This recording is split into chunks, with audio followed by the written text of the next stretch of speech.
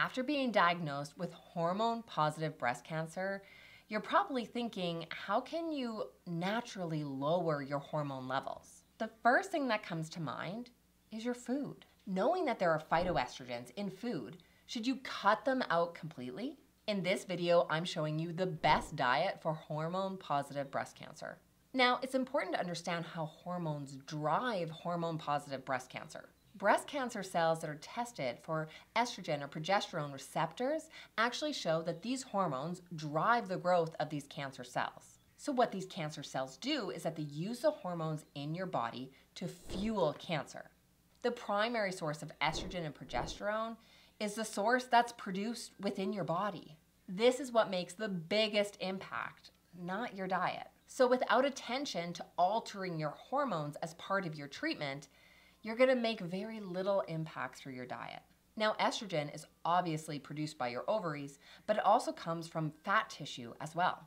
So even if you've had your ovaries removed or you're postmenopausal, you still have estrogen in your body. Okay, so let's dive into what you can do with your diet. First, with the foods you should eat, and then with the foods that you should avoid. It's been proven that you can lower your risk of hormone-positive breast cancer recurrence by eating these foods. The first is to include a lot of vegetables, specifically dark leafy green vegetables. These vegetables are loaded with antioxidants and nutrients. This is what's been proven to lower your risk of cancer and a cancer recurrence. These foods are also powerful for their cancer-fighting potential because of their fiber content. We know that women who eat higher amounts of fiber in their diet, well, they actually have a lower risk of a cancer recurrence. The unfortunate part is that in North America, we just simply do not eat enough fiber.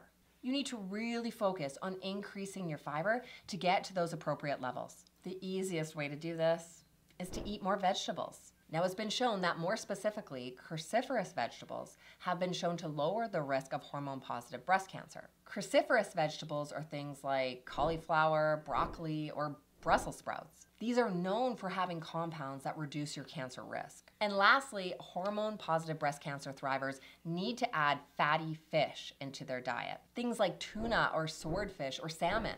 These are all packed with omega-3 fatty acids. These significantly lower your risk of a breast cancer recurrence. Okay, so those are the foods you should include, but now let's talk about the foods you should avoid.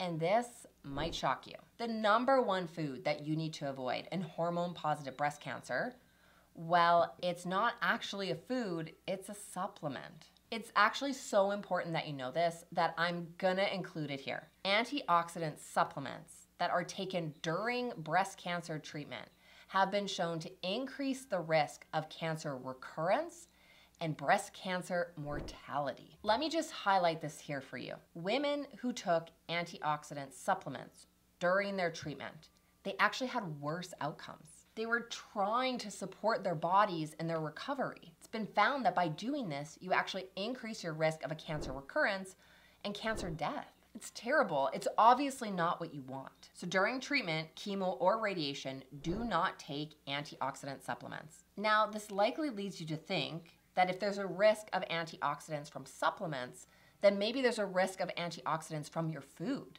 So let me show you the difference here. Foods that include antioxidants, these are things like berries or chocolate or green tea. Well, these foods are safe to eat during or after your treatment. Here's why, and it has to do with the dose of the antioxidants. Well, when you get a vitamin C infusion, which some cancer survivors may receive when they turn to more integrative treatments for cancer, well, that vitamin C infusion typically includes the same amount of vitamin C that you find in 50 oranges. That's a lot. You would never just sit down and eat 50 oranges in a day. So to get to those unsafe levels of antioxidants, you need to eat a ridiculous amount of food. It's extremely unlikely that you would ever do that. It would just never happen. So it's safe to eat small amounts of antioxidants in your food. Okay, but what should you not eat if you have hormone-positive breast cancer? Many women are concerned about phytoestrogens, and understandably so.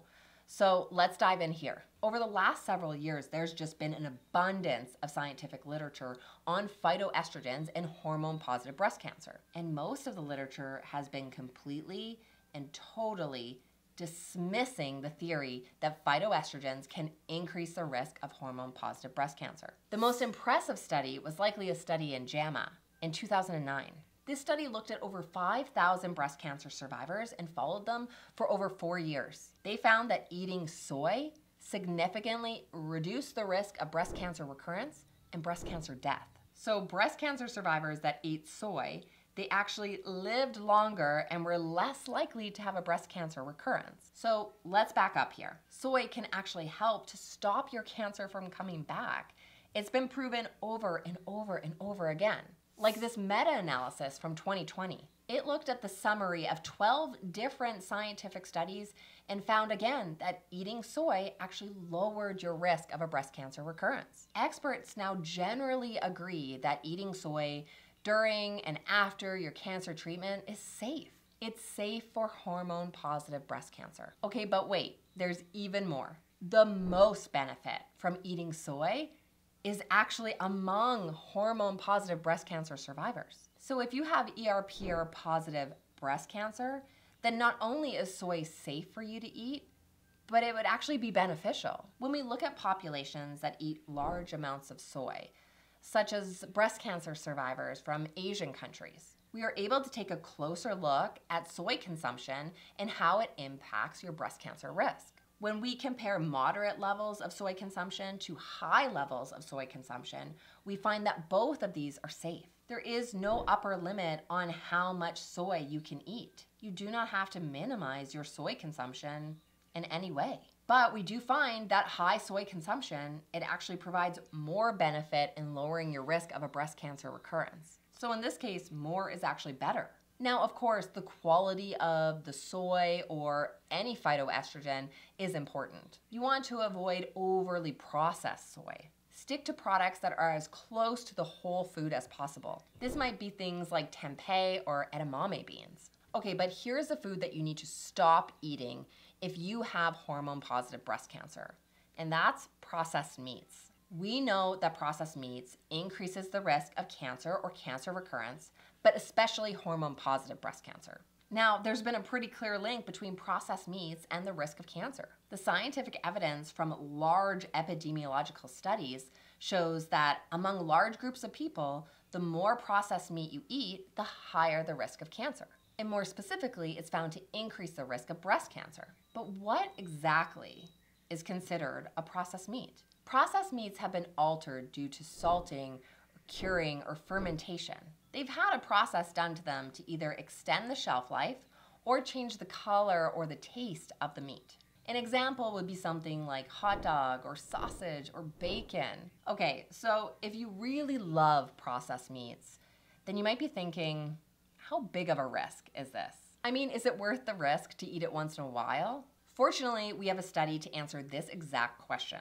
Now, it obviously depends on the amount of processed meats you eat on a regular basis. It's estimated that if you eat 50 grams of processed meats per day, which is actually a pretty small serving size, it's about the size of one sandwich. Well, if you eat that every day, then it increases your risk of cancer by about 18%. As a cancer survivor myself, 18% increase in my risk just feels too high. I don't want to increase my risk of a cancer recurrence by nearly 20%. I want to lower my risk of cancer. That's why I avoid eating processed meat. But that's an important distinction to remember.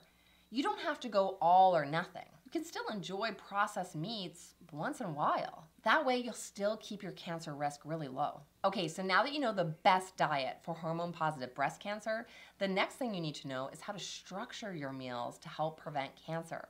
That's exactly why I've linked up this next video here. Click the link here and I'll see you in the next video.